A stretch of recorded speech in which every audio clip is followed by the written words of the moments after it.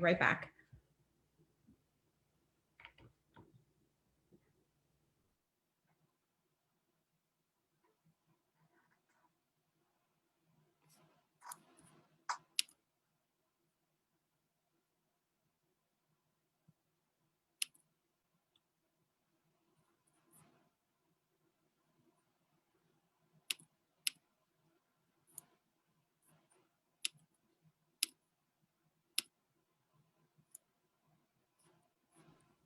Thank you again to everyone joining us this afternoon.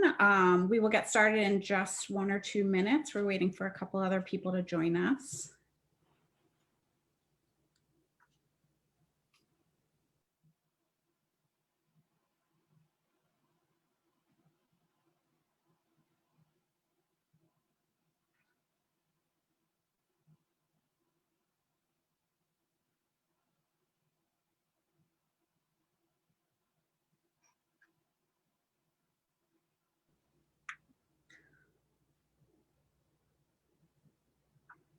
Happy Friday to everybody. It's supposed to be a beautiful weekend.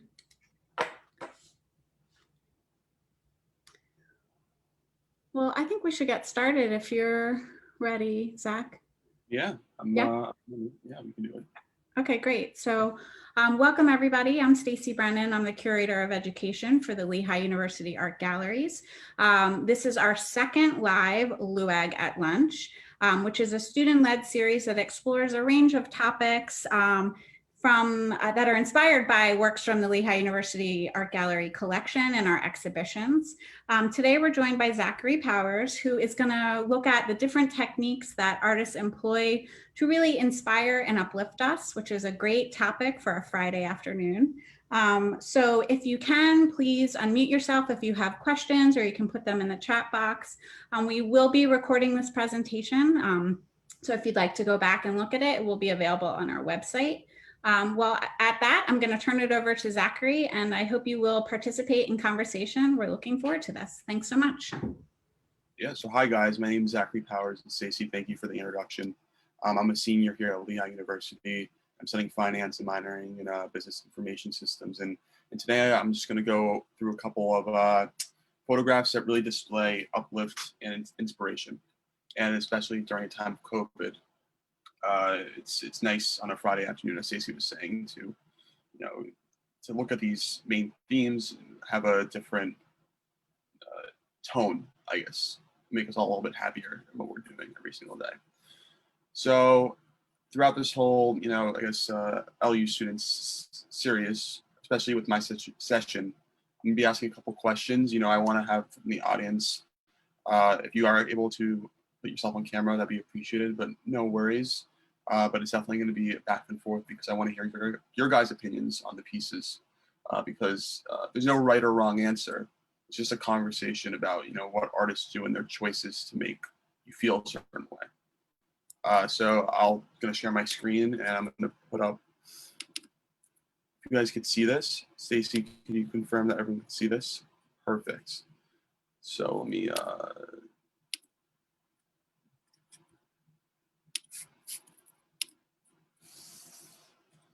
so as I said, we're going to be discussing uplifting, how artists uplift and inspire. So I'm going to go to the next slide. So let's see. So what we're going to do today is we're going to do the first noticings. And this is where I need some participation from, I guess, the audience. And I'm going to go through 3 photos that I think portray, uplifting and inspiration. And I want to get your opinions about, what you notice, what's going to stand out to you, the moods that you see, anything that really catches your eye. So I'll give you 5 or 10 seconds on each one. And then I want to have an idea of, what you're thinking.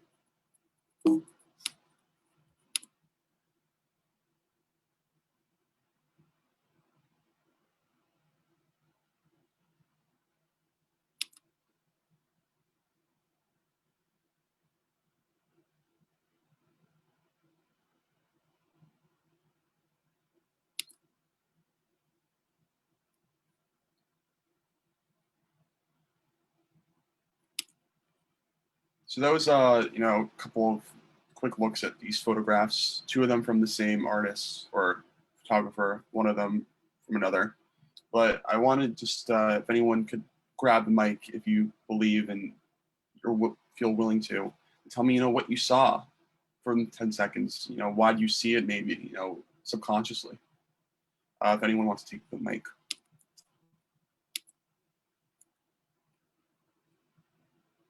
I noticed that, I mean, all of them were uplifting, I guess. But in the first one, it looked like he was kind of consoling the other man. They looked kind of solemn, not like upset, but just like, I guess, thinking. Yeah. Yeah, it definitely was, he was thinking, and it was a powerful moment. Gary said, first was a blessing, hands on shoulders. Second was a revolution. So I guess what I want to ask is, why do you think you saw that first, those specific themes? I mean, obviously, there's someone on the shoulders, and we're going to go into a little bit later. I'll go back to the slides for you guys to see the photos one-on-one, but, why do you think that's what you saw? I'll add in that, in all of those 3 photos, the subjects were using their hands to convey emotion in some way.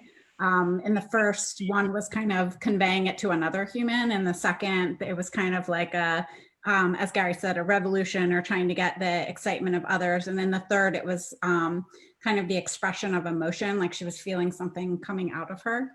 So in that, the use of body language was really interesting in all 3. Yeah, really well put. Thank you. That's what I saw.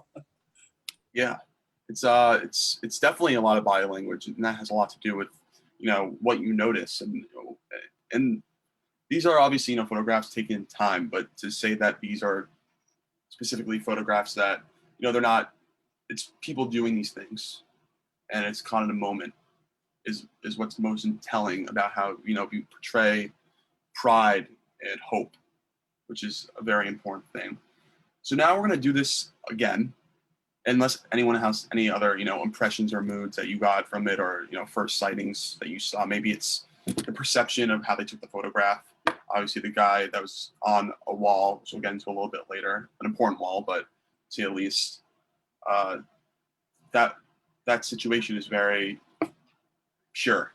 So if you have anything that grabs you at this point. But if not, we could go into, the second noticings, which we're going to do the same thing, a little bit longer this time. And even though it is the same photo and you might have the same impressions, maybe look at it a little bit more in depth and see where your eye goes first. See what they're doing with the coloring, how that makes you feel, how they're portraying it. Those are all like subtle things that they do. Also, maybe the time period for when it is, how that, the point in history impacts the feeling, the sentiment. But those are just something to think about as you're looking through it. So I'll start with this one more time.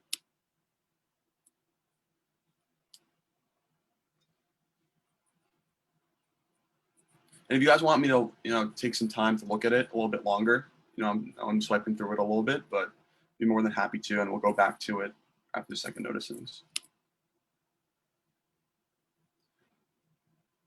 Maybe notice, what this means. Obviously, you guys can't, maybe it's a different language, but why is there graffiti on the wall? Why is that clear, and this man clear up top versus the people down low that are a little bit blurry? Those cranes in the background, maybe that's nothing, maybe it's just a construction site, but it seems pretty close. And that's very clear.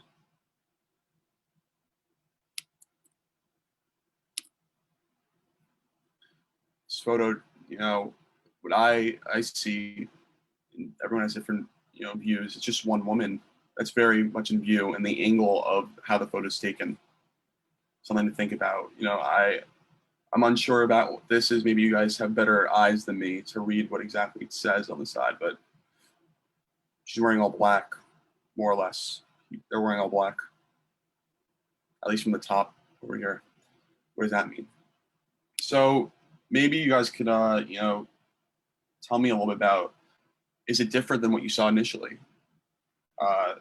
So if anyone wants to talk about that, we notice.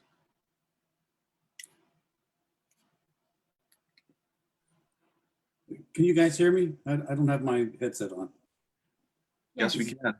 Oh, okay. So in that first one, in the second look, I saw that the guy on the right has a sign, which I can't actually read, but it almost looks like a placard or actually it looks like when you're being booked by the police. And so that kind of colored the picture for me a little differently. Whereas originally, I think it's the guy on the left just kind of instilling a blessing on the guy on the right. And now it looks like he may be consoling him for something that he's done, or, well, I guess it says God bless you in there. I didn't see that. Yeah, it says thank you. Timing is, I mean, this is, to me, it looks like New York, maybe in the mid 60s. So there was a lot of turmoil in that area. Yeah, 100%. Well, this is it was actually on Lexington Avenue, New York City. So you have a good eye. But Yeah. I believe maybe someone could correct me. It says thank you, fine, something, God bless you.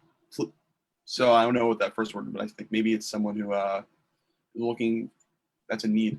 And God bless you. Yeah, thank you, and God bless And you. God bless you. I don't know what's underneath this. And it seems like he's consoling him, right? Yeah. But what about what he's, he's using his hand. We talked about that. But it doesn't seem like his hand is gracefully on his shoulder. Yeah, Maybe. he's not holding him at bay. He's not trying to keep his distance. He's trying to make a connection. Yeah, definitely. And what are some other, I'm not trying to target you, so you could always That's right. say, but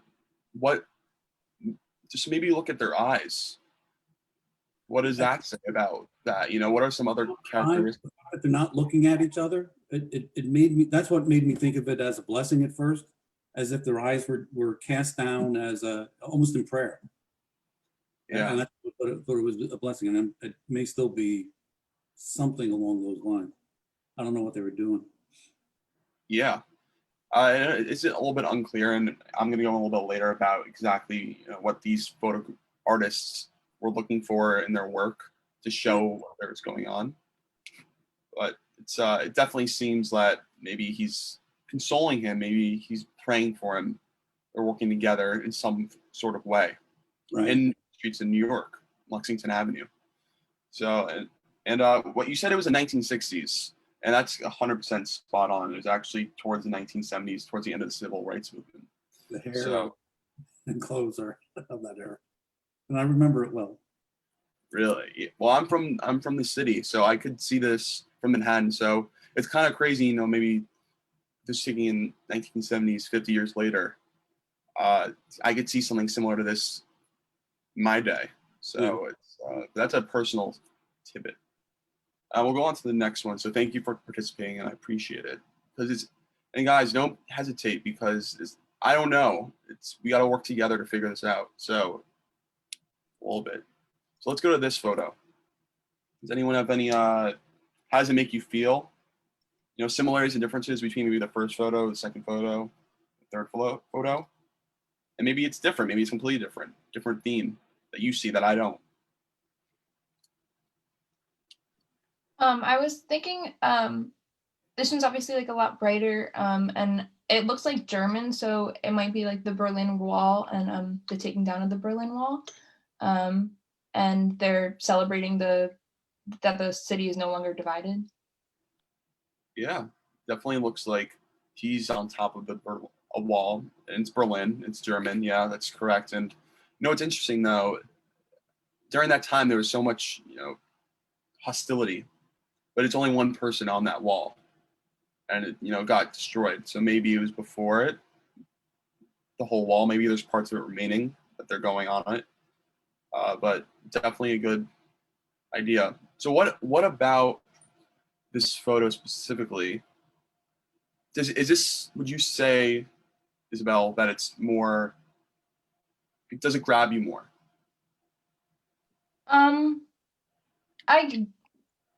It's just very different from the other one. I think they convey very different messages.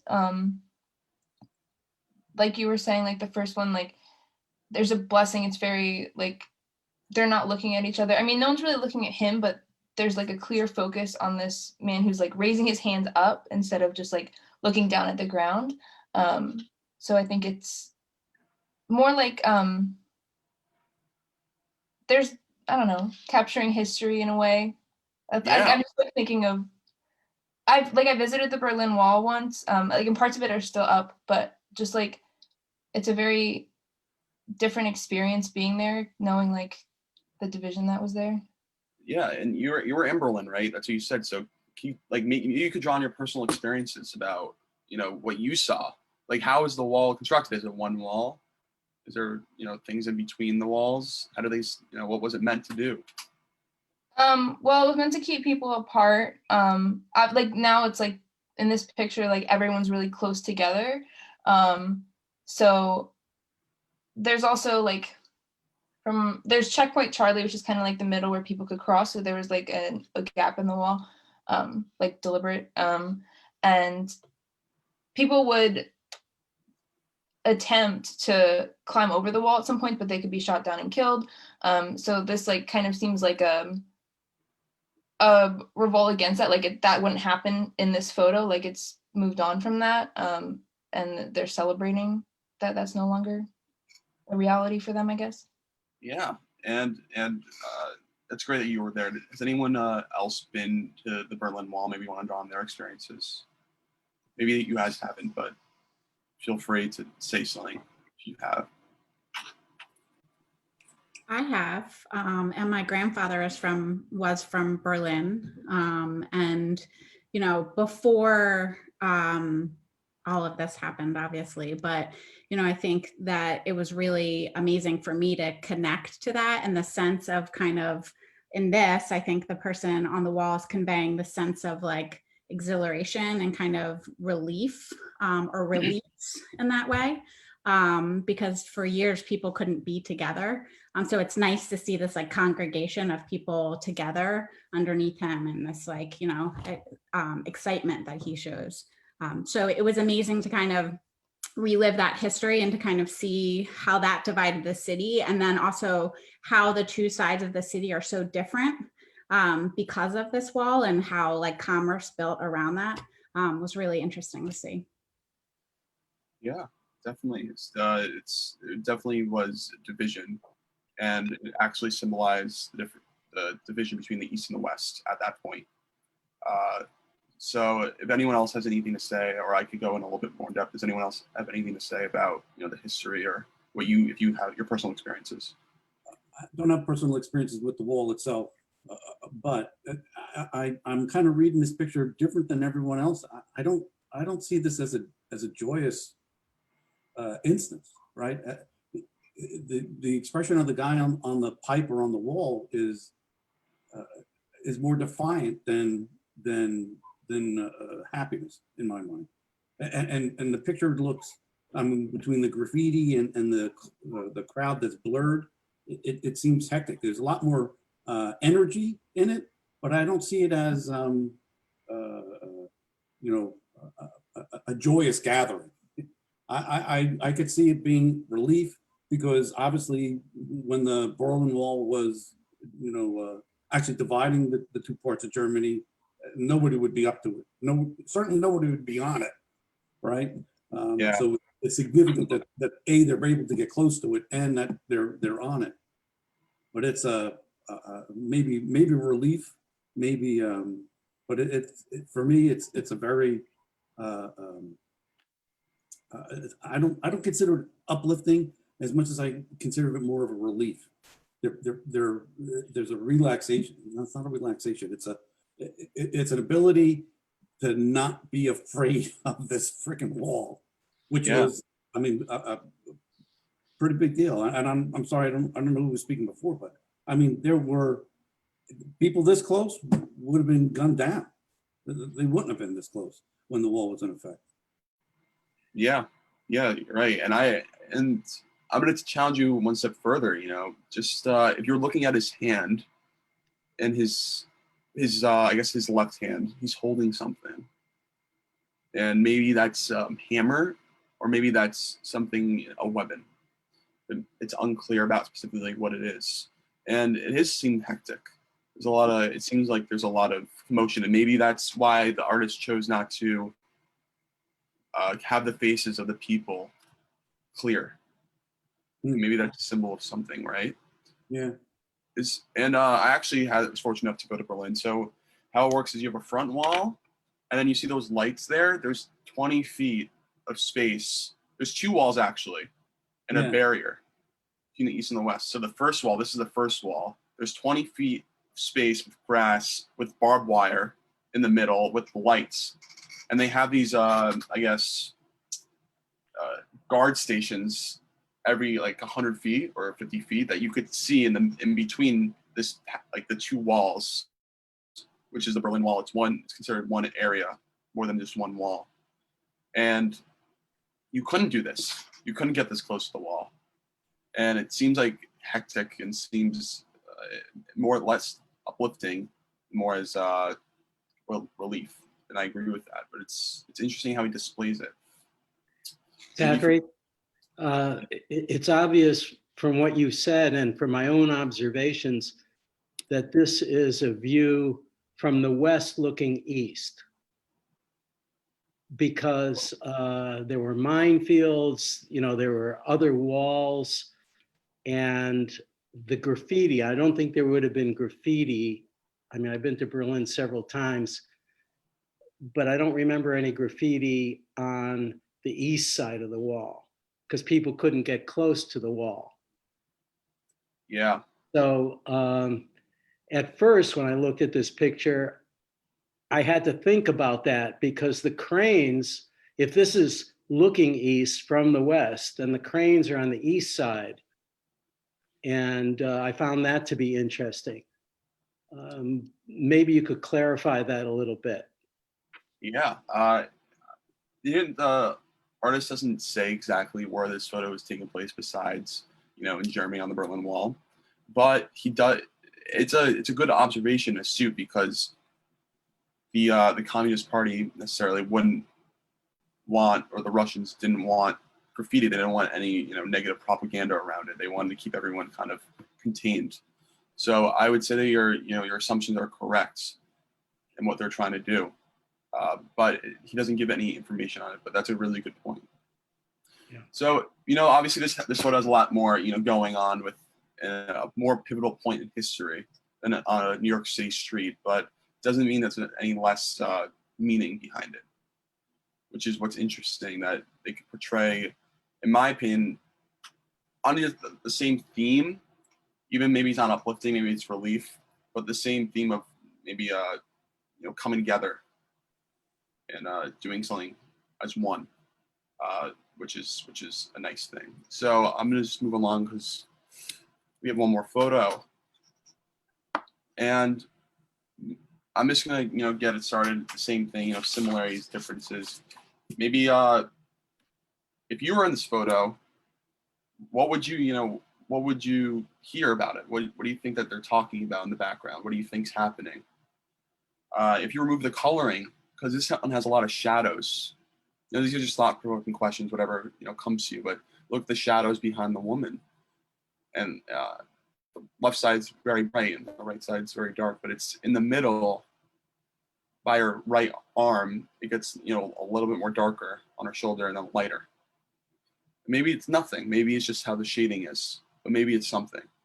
So do you guys have any thoughts about how this compares to the Berlin Wall or the first photo when you have one person here that's the focus versus two versus a many?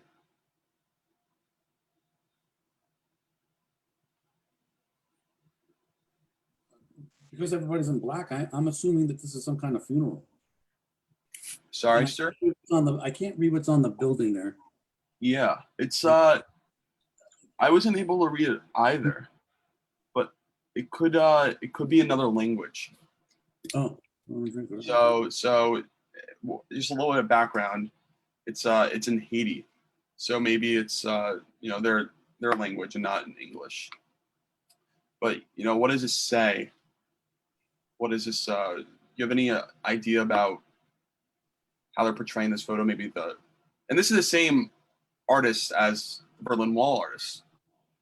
His name's Pierre Turnley. So that's a little snippet of information that can maybe get you on a track of the thought process and thinking. I mean, one thing that I noticed about this photograph compared to the others, you know, even though this figure, this person is right in the middle and has her arms uplifted like this, she seems to be very much in her own space. You know, even though there are some other people in the background and there's some shadows that allude to other people around this person, it's just interesting to see like how kind of firmly planted the person is, but also like very reflective and kind of thinking and maybe inward looking in some way or upward looking. Yeah, definitely seems that she's embracing, you know, maybe above whatever that is and whatever that may be, or maybe just her environment. And this doesn't seem like there's anyone around her, so maybe she's taking a second. So I'm going to give you, you know, some information about, you know, this photo and the artist, because that's just as important as understanding the piece itself about what their motives are. So I can start with this one. This is called Woman, a Funeral in Haiti. And this was taken in 1994. So it's clear that she's in a funeral, and it's clear that, you know, she's in a different country. And it seems that she's, maybe it's a sad moment, but maybe she feels uplifted to, you know, everyone else in the surroundings. Let me going on to this one. This one's called The Fall of the Berlin Wall, Berlin, Germany, in November of 1989. And it's within the series of Moments of the Human Condition. And these two photographs were photoed by an American photojournalist named Pierre Turnley, and he's focused on, you know, human conditions and current events.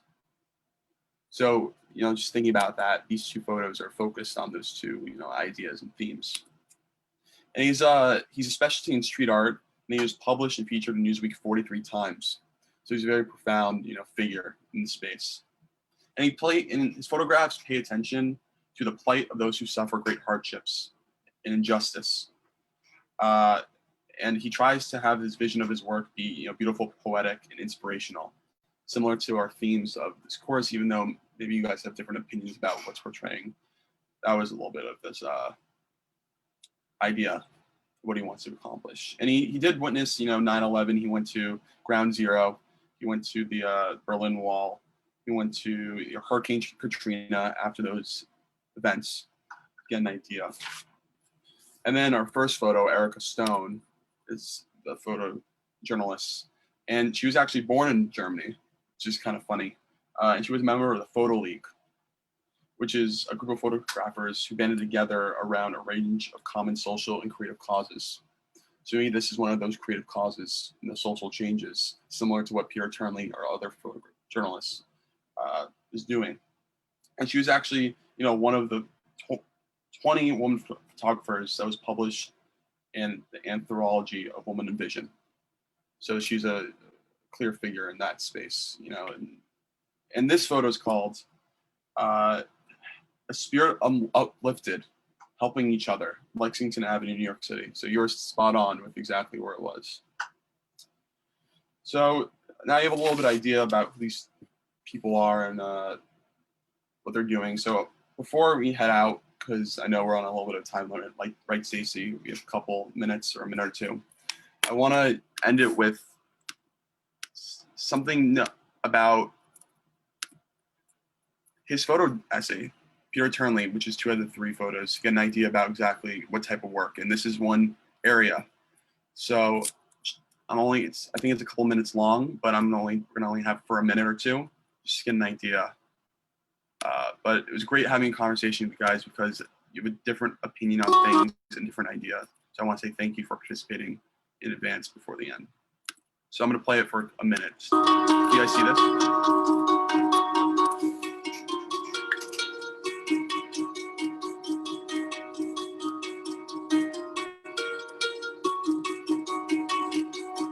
That's the artist.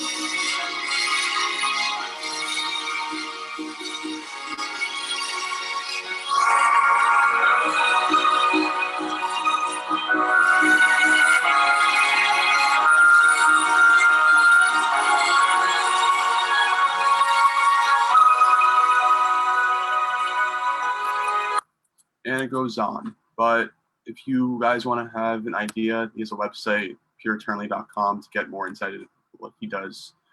But the point being is I want to give you guys a glimpse in a little bit about his art and how powerful it is. But in general, how he portrays it, and I had the opinion of maybe it wasn't the happiest moments, but it definitely was our points in human history, feeling uplifted, feeling powerful. And I personally, felt like that. So maybe everyone has different opinions about what it is, but that's what makes it great, to get those insights. So I just want to say thank you, because I believe we're out of time, right, Stacy? And so I want to say thank you for, going on this journey with me. And if you have any questions, I'd be more than happy to stay after. Talk about it. Well, we should thank you, Zachary. This was a wonderful presentation and a great conversation. Gave us a lot to think about, and a great ways to kind of look at the world around us and find things that uplift us. So thank you very much for this conversation today. Thank you. Thank you. Thank you. Thank you very much, Zach. Thank you.